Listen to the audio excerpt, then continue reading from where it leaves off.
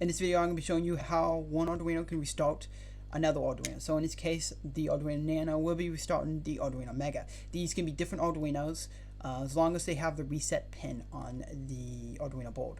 So basically, all you need to do in this case is for the Arduino Nano, which is the board that will be restarting the other Arduino, we're going to connect one wire to pin 12.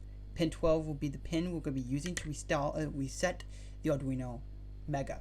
And so then on the Arduino Mega, we will connect this pin to the reset pin. Now, almost all Arduinos have the reset pin, so this will work for pretty much any Arduino. And then also, I'm going to put this LED over here, connect the positive side of the LED to pin 13 and the negative side to the G and D. And since G and D is next to pin 13, the LED should just fit in right there, like that, without even having to connect it up on the breadboard. So now, here is the circuit that I just made.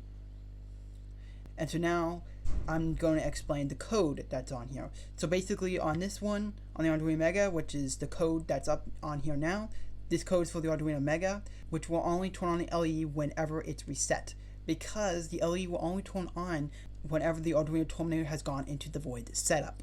And then so what's going to happen is the LED is going to turn on, and then it's going to turn off, and it's going to never turn back on unless it's reset. So that's how we're going to know when the Arduino Mega is reset, is when this LED turns on.